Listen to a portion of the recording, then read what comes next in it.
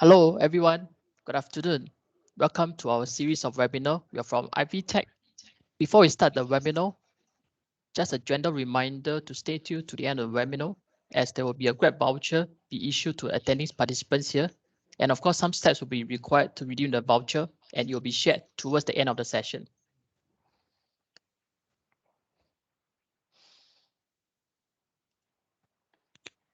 Once again, before we start the webinar, my name is Marcus, and I have my colleagues each out with me to run through this webinar together with me.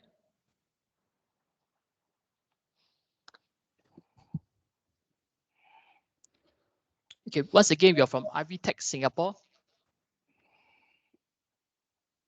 and authorized Autodesk reseller partners. Our company have over 20 years of experience providing industrial leading 3D CAD/CAM PDM end-to-end solutions. We have offices both in Singapore and Malaysia. We provide end-to-end solution based on customer requirements and needs, from design to use.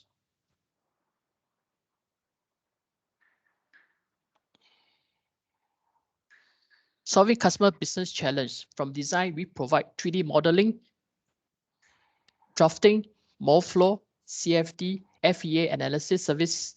For Make, we provide CNC post-processor customizations from 3-axis up to multi-axis machine post-processor customization based on different machine maker.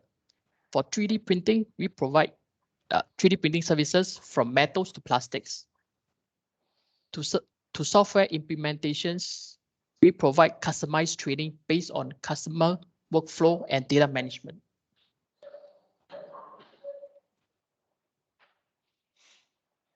Before each out take over, here is a list of customers who uses our. Here is a list of customers from different industry who uses our solutions, from tertiary education center, government agency, oil and gas, building equipment fabricator, mold maker, consumer products. Next, my colleague Ichao will share with you the exciting facts about generative design and how it can be used for our future of engineering design. Over to you, Ichao. Hello. Okay. Thanks, Marcus. Okay. Yi Chao, the sales engineer at I-VTech. So, the rest of the webinar, I'll be walking you through you guys. Okay. So, as a start, in this increasingly fast-paced era we live in, so we have like a lot of emerging disruptive technology that's appearing these days, like AI, artificial intelligence, machine learning, 3D printing, robotics, and etc. So these are the terms we often hear lately, and they are also part of this industry 4.0 that you often hear from our government. There are many more which we will not cover entirely as we are already struggling to keep up. So today I would like to talk about some of it and what are those technologies and why should you care. So, but today's topic, right, is generative design, which we have highlighted, and its related technology like infinite computing, AI, machine learning, and additive manufacturing, which is the general term for 3D printing, as these are largely relevant to it. So D&M for short, the design and manufacturing industry have always been a key player in driving new tech, from manual process like hand tools to the invention of steam engines and to automation. So we have come a long way. So like what comes next? So these are changing what we design and manufacture and the way businesses operate, which will start to replace many old practices. We all know how we fail to adapt. You know, we could lose in market share and we can be made redundant. So as most of us I presume are in manufacturing. So we all know the essential three core pillars in this business. So innovation, productivity, and process. So let me break down what each means and why they're important. So on the product innovation front, companies strive to continually innovate design of their products. This can be a new invention that has never been created before, or it's a technology that enhances existing product and give it a competitive edge, or even be the market leader and it's unique and stand out from the rest. Here are some examples. At the top, this is a drone that we are all familiar with. So it's an example how a company could create a brand new market and product segment, which is the UAV. So next example, at the bottom is the re-innovation of a product, which looks like a self-driving car. So I mean, self-driving cars started some time ago and looks far from reality. But today we have major car makers are competing to create a road legal model with some working units being tested on the roads now. So we all should see self-driving cars be available to us very soon.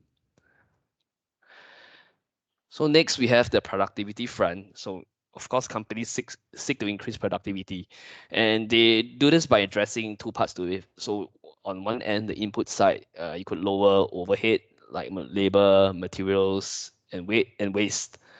So on the output end, you can increase small processes that involve automation and digitization, which generative design is one of it.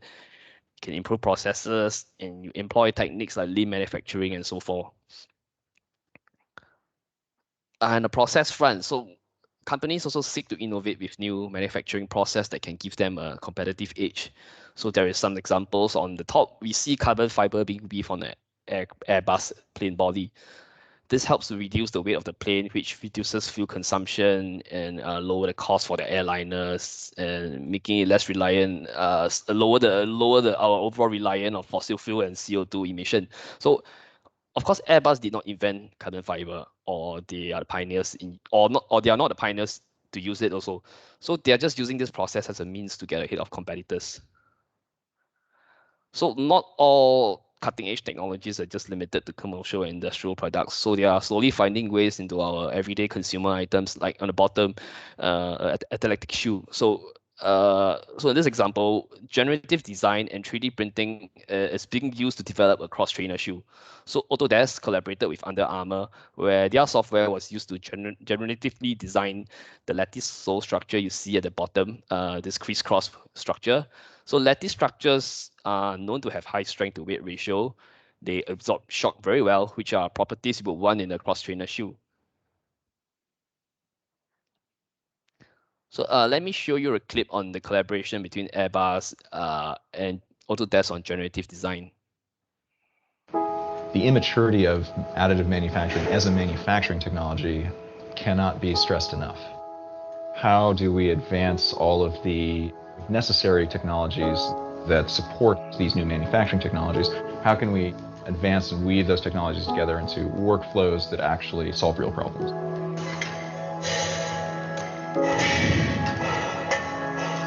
Transportation and aviation are responsible for a huge fraction of the world's CO2 emissions. And while seat frames are relatively small pieces, there are hundreds of them per aircraft. Very small savings per seat frame can actually add up. One of the things that we sought to do was demonstrate some of the unique advantages of the casting process over conventional modern metal printing. In addition to shape optimization techniques, you can also optimize in the material space to a far greater degree than is possible with conventional metal printing techniques. Metal casting was actually capable of far more than we were asking of it. And we ended up demonstrating that actually something quite unique, quite compelling, quite valuable is possible. Of optimizing both the geometry and the materials, we're able to reduce the overall weight of the seat frame by 56%. These weight savings really add up over time. It is so lightweight, it's unfamiliar. Never touched anything like it. We have these really exciting tools, both in manufacturing and in design. We can simulate and iterate and optimize that can let us embed so much more intelligence and functionality and thought into matter. Now, I'm really excited about what that means in terms of product design, in terms of the world that we live in. The amount of forethought and care put into the design things around us is going to grow exponentially over the next couple of decades. And that's a world I'd like to live in.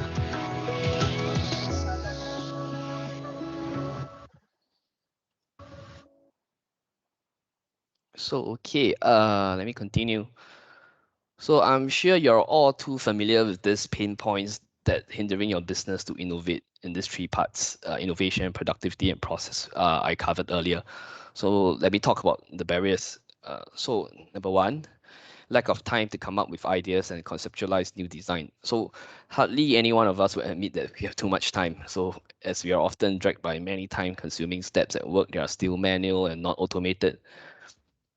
The second, we can be constrained by lack of technical and engineering expertise. So let's say you have a new design that requires design calculations and analysis that only specialized designers and engineers have. It may be a one-off project, but engaging external consultant just for it can be expensive. And thirdly, your downstream processes like the manufacturing processes may not be factored in during the design stage, and which leads to our last point, the fourth, where discovering late stage like the fabrication method you have chosen earlier, or like welding and injection molding you selected, it's not stuff suitable for this design. So by then, any changes at this point can be very expensive. There's one more point we'd like to add. Like we've seen a new emerging issue we've seen during COVID. So during the early days of COVID, like early last year, right? Lockdown. So there were sudden lockdowns that caused disruption to your supply chain, to your access to traditional manufacturing plants, your casting supplier, your injection molding supplier, and so on. So even your supplier overseas are also facing lockdowns. So there were cases of how generative design combined with 3D printing tackled this issue. It can provide on-demand design and local production ability with, as the 3D printers are compact and you can just source and put in your office and small plant locally. So especially for these life-saving medical items that were urgently needed for our frontline medical workers. And also they reduce the need for us to maintain inventory and storage by only printing and producing only on demand when you have orders coming in. So we know storage in Singapore can be very expensive. So overall, it can allow us the ability to adapt, to operate on the go during this difficult time. So what is generative design? So let me show you a short clip for a good definition. Over the last 3.5 million years, we've created tools that have in turn helped us create our world. And while those tools have made more and more things possible, they've also defined our aesthetic and limited our imaginations.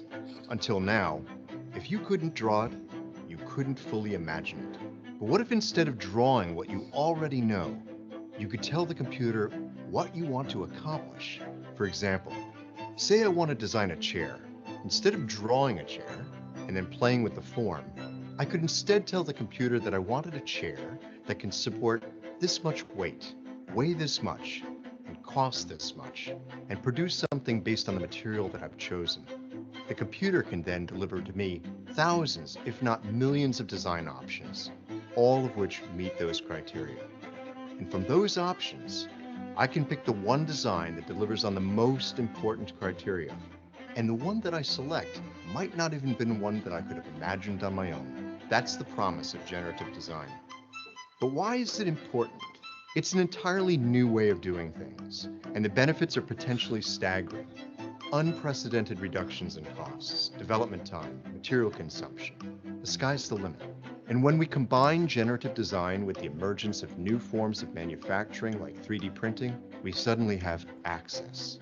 Traditional manufacturing methods require you to make massive numbers of something just in order to be profitable. Small designers without access to production resources were simply out of luck. But now we can do a batch run of just one. The stage is being set for the reemergence of local manufacturing. Generative design extends beyond manufacturing. In fact, everything that's designed will be affected, including the built environment. How do you create an ideal floor plan? Can we balance structures for material type, strength, and energy consumption? Generative design promises a way to answer these questions and to create designs that avoid waste and control cost. So all that's great. What does this mean for the designer? Now they will co-create with the technology, choosing the constraints and setting the goals. The software simply determines the most optimized way of achieving those goals. It's going to lead to astounding results. And that's generative design.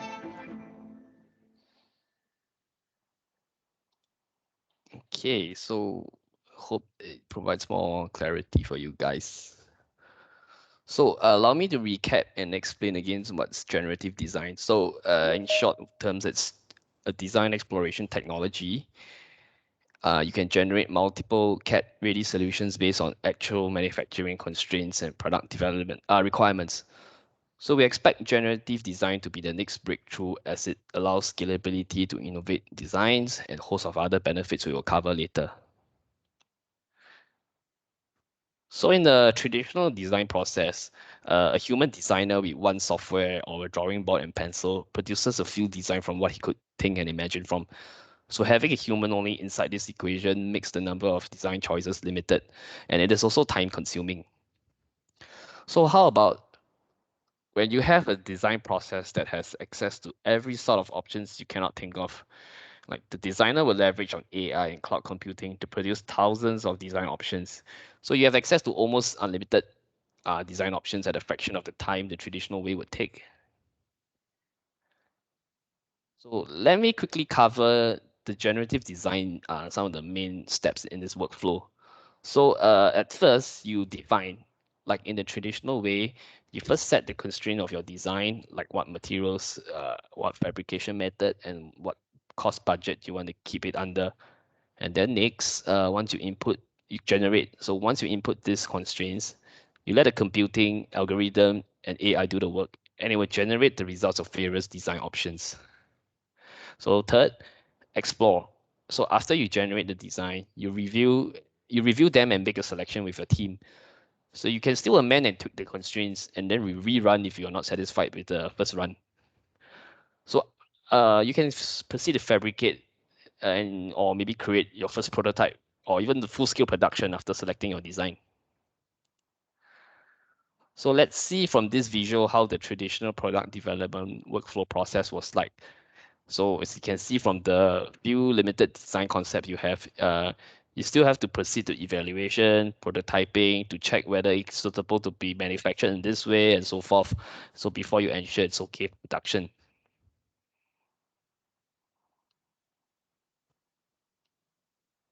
So now you have generative design. You have much more design options generated. I mean, look at the more colorful dots at the left. And the generated designs you choose are already validated to be manufacturable based on the inputs.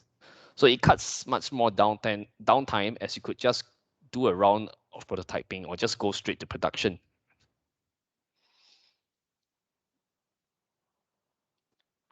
Okay, let's look at an actual demo example. We'll be doing a demo for redesigning a mounting plate for a robot system. So I'll show a video for an overview of the steps first and show the actual demo later, right after the video, I mean. Traditionally, innovation takes an investment in time and resources, especially in design and engineering, with design, and test again methodology. With generative design, you can explore multiple design solutions based on real world manufacturing constraints and product performance requirements. In this example, we want to improve the performance of our robotic welder. We're looking at the end effector to see if we can reduce the weight and the overall complexity of the subassembly. The result is significantly lighter, which gives our robot better performance. And we also have a simpler assembly that's faster to put together and maintain. So let's see how we got to that final design option. With generative design, you define the conditions, not the geometry. We start with what's called preserved geometry. These are the connection points and mating geometry that are required for the final component. Next is obstacle geometry. This is where you don't want material to go. Think bolt holes and clearance areas where you can't have material. After you have these modeled inside of Fusion 360, we can hit Generate. Inside of Generative Design, under the Design space, we simply select the preserved geometry and assign it, and then do the same for obstacle geometry. Next, we'll define the constraints or where the object is being held. In this case, it's the connection face to the robotic welder. We'll then add the loads or the real-world conditions that our part needs to stand up to our preserved region geometry's connection points. Our objective is to minimize mass, and we'll add a safety factor of 7. This helps with the guidance to generate the geometry. We'll choose unrestricted and additive for our manufacturing methods. And of course, we'll choose the materials. You can choose up to 10 per study. We'll set the synthesis topology to accurate. This will help give a tighter resolution to the final geometry. Finally, we'll hit Generate, name our study, and save it. After our study completes, we can explore outcomes a couple of different ways. Once we find a study that meets our needs, we can export it to an SAT or STL file. In this case, we're going to open it up inside of Inventor and drop it into our robotic welder assembly. Generative design helps deliver innovative engineering and design solutions without the traditional investment in time and resources.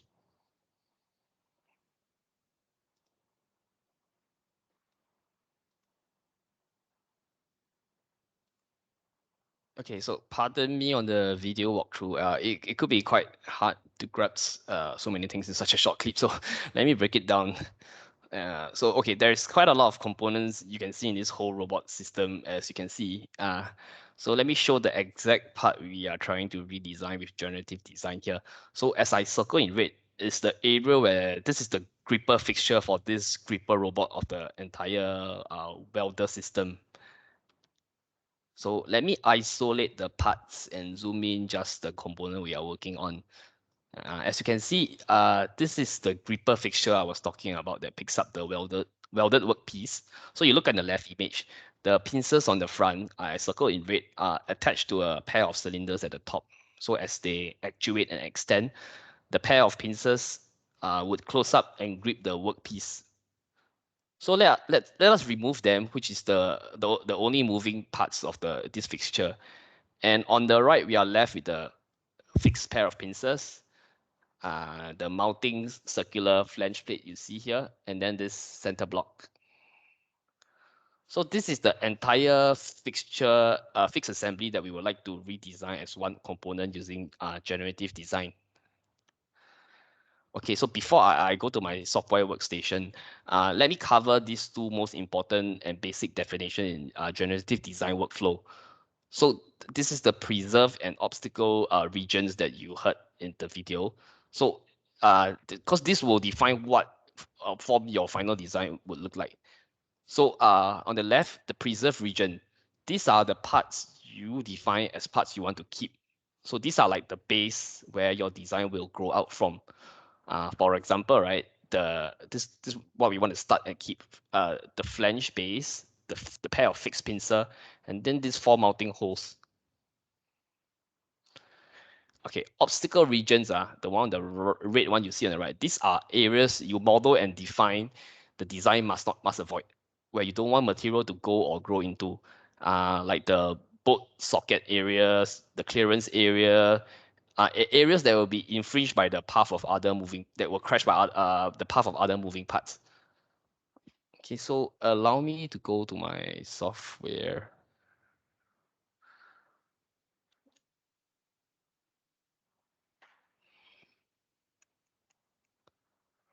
Okay.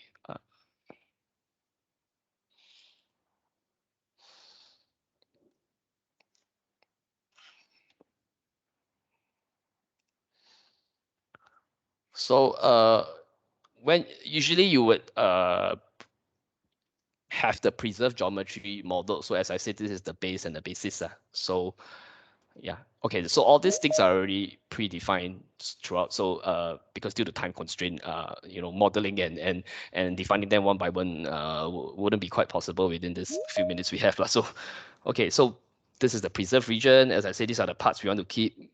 So these are the flange base, the fixed pincer, the four holes, right? So this is okay, this is defined. So next, the obstacle region is the one we define. So this is parts where you don't want materials to go into, like for example, for our this square looking thing is actually the cylinder that is roughly being modeled. I mean, you don't want the cylinder is the fixed parts that we want to assemble and keep back. So we don't want material to grow out into here. And then you see this rectangle area. This is the pincer gripping area where material will, clearance area where materials will go in between. Of course, you don't want materials to infringe here. And then this whole center block is where the entire robot structure is at the top. So we all don't want material to infringe into these parts. So yeah. Okay, so once this is defined, you go and define your constraints and load.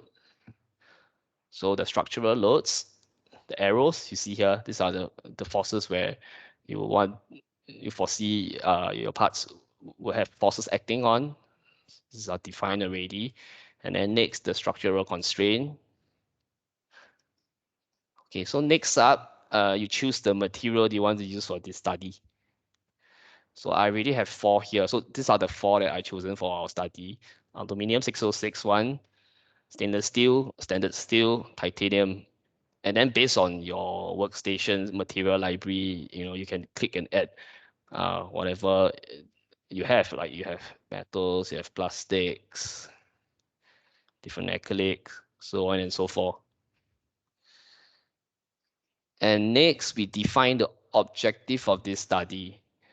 So you want our design to have light as possible, minimum mass, or to be as stiff as strong as possible.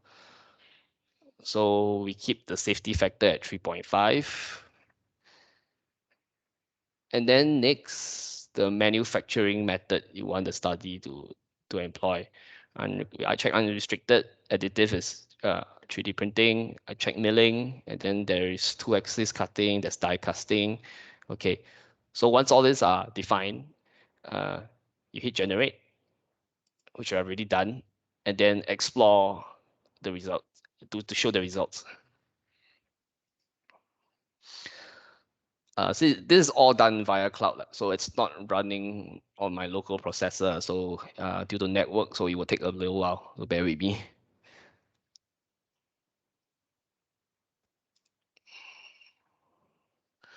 Okay, so look at the bottom outcome 1 to 9. So total of 9 outcomes are 9 designs are being generated out of the inputs that we have. And then you see recommended outcomes. There's an intuitive way to actually they'll recommend best for. Let's say weight is most important. We want as light as possible. We don't care about factor of safety, stiffness, all that kind of things. See, the outcome changes. You have all the really tiny, skinny ones. And then let's say weight is the least important. We want really good safety and strength, that kind of thing. And look at the thicker and clunkier ones will come out. And then here you could change the properties view and settings of the results. Just the detailed one where of each one. Stainless steel, manufacturing method, even the cost of the material built. But I mean, we didn't define in the unit cost of the material, so yeah, it's empty. But if you have it, you put it in, they could actually calculate for you. Then the volume of the build, the mass, the maximum von Mises stress, safety factor, and displacement. And then it can even display as a scatter plot for you, so you don't need to export to Excel and do the manual work. So you can change the X and Y axis. Let's say stress over mass. And then I can change the symbols accordingly. And the last view was they can sort to you in a list table view. You could also export it all the data sets to Excel, and then you do whatever kind of analysis work that this isn't enough for you. And then once you've chosen your design, you download and save it. Okay, so I've already done it. So let me open it.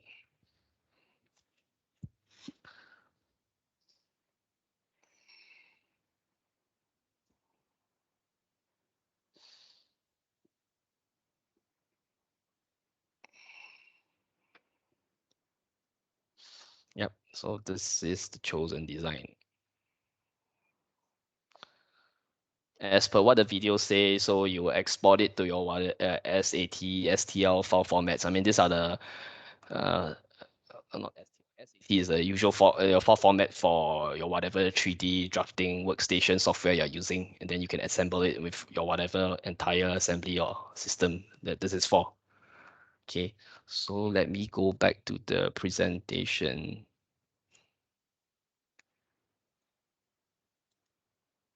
So yeah, let's compare the two designs. So the before and after, the traditional design and the one using generative design. Okay, so look at the top row first. So the spots in green were the preserved area that we defined before. See, they were not shifted and didn't change at all. And you see the blue area are the design that actually grow out and then connect to these points. And at the lower row, you show the full, we had the full assembly with the moving front pincers and then the cylinders fitted in. So yeah, the before and after. And let me summarize, and you put this thing in the entire robot assembly, so you could picture it here. So now you have a lighter and equally strong and durable gripper fixture as before. So this is so much lighter. This will put less load and strain on the robot, and of course it allows your entire robot and system for better longevity. Okay, so let's look at some real-world success story using generative design. So first, we have a car maker GM. So let's look at this video of the story.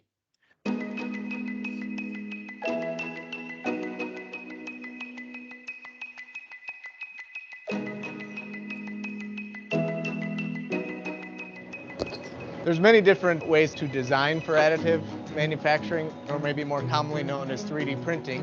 One of those ways is generative design. It really takes inputs of design constraints, load requirements, keep out zones where material can't be, and it generates thousands of different design solutions working with the software that maybe a single designer engineer couldn't come up with on their own. It's an expansion of our current capabilities, really focused on how are we going into the future with lightweighting, with new manufacturing process, thinking about designing and making our vehicles in a different way. Autodesk is one of our valued partners that we see as we go forward in the additive manufacturing space, really helping us from a thinking differently, the innovation culture that they can bring to us, as well as some of the tools that they have for design for additive manufacturing. One of the first parts we worked on in collaboration with Autodesk was a common rear seat bracket. This bracket consists of 8 pieces, welded together, bolted together. We worked very hard to consolidate that part into one piece, something that can only be produced using additive manufacturing. We ended up saving 40% mass, and again, got that part consolidation from 8 parts down to 1. The benefit is really to be able to explore the design space in a much more efficient way than you can using a traditional approach. We get multiple designs within a short amount of time, which is a feasible solution to our problem, which would probably take a normal engineer weeks to figure that out. GM has traditionally always been a leading innovator in the industry, and it's great to see them adopting these new technologies and seeing how it applies to their business and to their customers. We feel that there's huge benefits today, but then those benefits can really ramp up as we move into the future. Really, the opportunities for GM around additive manufacturing are endless.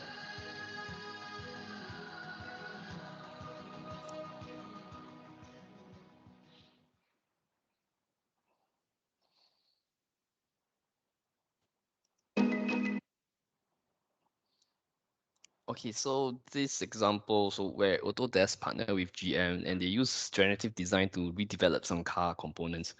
So as shown here, the seatbelt bracket. So on the left, before that, the old design was 8 separate parts assembled together. So by using generative design, they have like 100 over different design options, and the eventual design, it consolidated and integrated the old design to one seamless part. It's lighter, it cuts fuel consumption in your vehicle, it lower production costs by eliminating assembly. So next up, we have an example of how it is being used in a consumer product. So here is a short clip on the collaboration with Autodesk and Under Armour. Road, to be honest with you. We tried a lot of different things. We wanted to focus on performance and training. This is what our core value is, performance, and how we can innovate and design and develop shoes, apparel, accessories. We saw a need where heavy weightlifting was using a certain type of shoe. And we also saw the CrossFit, where they're using some sort of agile, flexible training shoe. But the challenge is the athlete would use 2 different shoes. They would switch them out. What we did was combine that together. This was the first 3D printed training launched to market. We allowed two interlaced structures within each other, and they had a nice built-in cam motion, so it actually allowed for energy return, which was really fascinating. I'm passionate about making things go from a napkin sketch to a product on the shelf. The architect actually was inspired by two things: man-made objects and natural organic shapes. With 3D printing, we could really innovate the future of footwear technology. Generative design plays a crucial role in the design process to create lightweight structures and reduce weights in parts. There's a lot of opportunity for that. We were able to try out numerous patterns and numerous spacing of the structures to allow us to test and validate. It really comes down to a correlation between simulation and mechanical testing. We had over 80 athletes wear the shoe and test it. We had over 120 hours just in the gym. This is our first 3D printed shoe. We've created a compelling performance training shoe. You hit that athlete and make them perform that much better.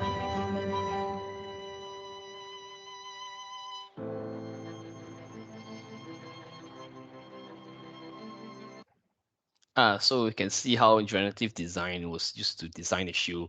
In particular, the lattice structure we saw. So, such structures are known for high strength to weight. They absorb shock well, which are the criteria for cross-training, CrossFit. So as you can see, generative design is the future of making things. So you get complex and high-performance structure that a human mind would traditionally struggle to create. And the last case study we have here, we have an example on how industrial machinery and tools. So most of you will be familiar with Black & Decker, their hand tools like drills and their workbenches, etc.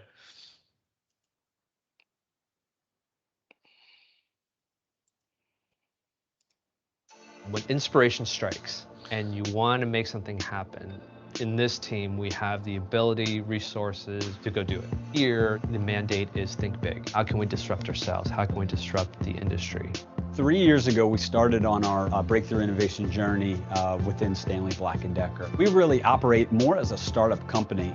We look at large market opportunities, and then we try and match that up with enabling technologies, either technologies that already exist or ones that we need to go develop ourselves. Things like generative design allow us to implement, execute, and manufacture in a completely different fashion than we're thinking today. The crimper is a good part to start with because it's got a couple of unique requirements. Electricians that go out and they're in bucket trucks and they're using this product primarily overhead.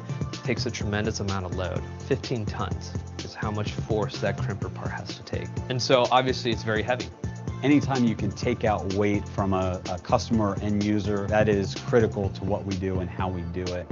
I've always seen Autodesk as an innovation leader in this space, so it was a great opportunity for a partnership. Having generative design as a tool set means we can now investigate 10 versions, 20 versions, 100 versions. The program itself can also give us some insight as to, hey, there's 100 ideas here, here's the 10 best that you should go look at. The design phase is absolutely a success. We challenged ourselves, we thought differently, and we learned. This new part is about half the weight of the current part. It took maybe 20 hours to print. Our current part takes on upwards of more than 5 operations. The software allows us to rapidly get to a new design and push the envelope. There's no doubt that Stanley Black & Decker could certainly integrate this in typical product development. The possibilities are really endless of where we can use this technology.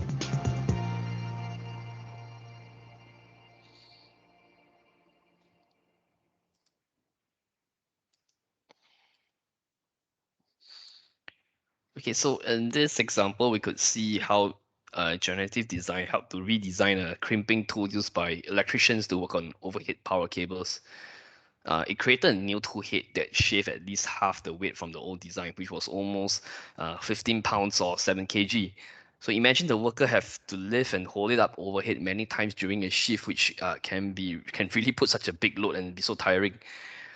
So we can see how it is used to optimize the weight, the strength, and material to make it lighter and as durable as before. Okay, we had overall see how generative design can be employed in automotive, aerospace, manufacturing, industrial machinery, and even architectural and construction. We feel it's an emerging technology that can play a part in many different segments. and will be the future of making things. It could have a part to play in your business and workflow. So feel free to approach us to find out how we may recommend this to aid your current operations. So now allow me to sum up the benefits it could bring up to your business. The first, it's a lower material wastage, as it has ability to optimize design weight and still keep most of the performance requirements intact. So this lead to less material use and makes your product more sustainable. Next, unlimited design options, almost unlimited iterations amount of designs, and it's generated quite fast. And a leaner product development cycle, as we covered earlier, it makes development cycle shorter. Improve design. So yeah, of course, we use this to improve your existing design as it uses AI, cloud computing, and you optimize the design to improve durability, performance, whatever function that you detect. So in fact, we foresee this technology will get better with time as computing power and technology improves. And the last, optimize your costs.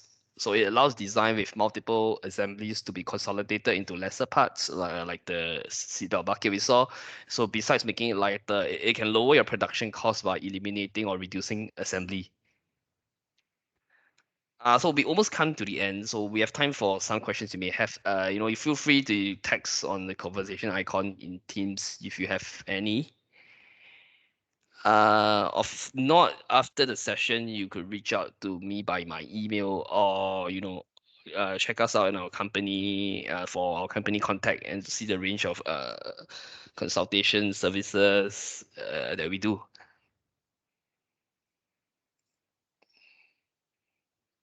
So let me give a moment. Is there any question?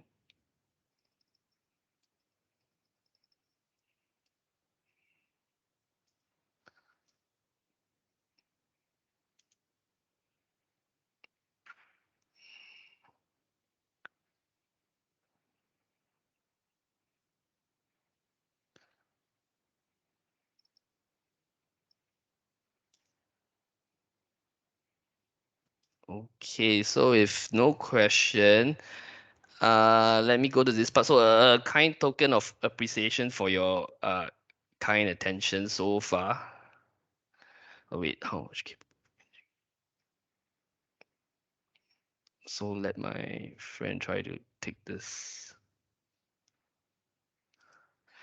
So we'll be offering a $10 GrabFood gift voucher per participant. So I'll explain how to receive the food voucher. So first you need to submit a post-webinar feedback form. So please scan this QR code with your phone. So this will lead you to a Google document form. So once you load the link, you see the survey form. So do fill up the entries as shown. So at the top you have the particulars. So make sure you do fill in a valid email address as the voucher code will be sent through your email, and because this is the only way we can send you the e-voucher. So once we receive and collate your response, we should send you to the voucher within a few days. So let us pause a while to give you time to fill in the form. If you have trouble using the QR code, right, we actually pasted the web link on the conversations text, so on the chat here. So you can use this link to copy to your browser over your computer. So let me pause for a minute or two.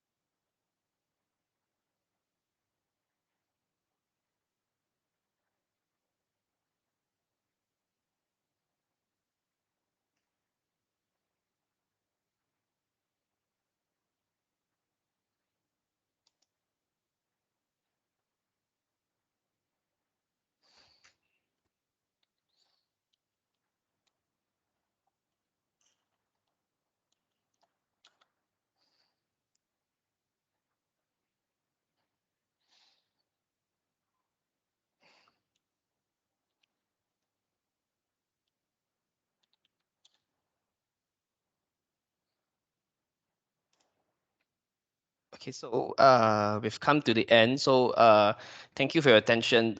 So do keep a lookout on your our LinkedIn, Facebook, and your email, because there will be subsequent series of few more webinars the next few months. So have a good afternoon and thank you. So for whatever questions we have, we'll get back to you appropriately. Yeah. Hi everyone. Maybe just wait for a while for those who still want to have any Q&A. Maybe just wait for a couple of minutes before we end the sessions.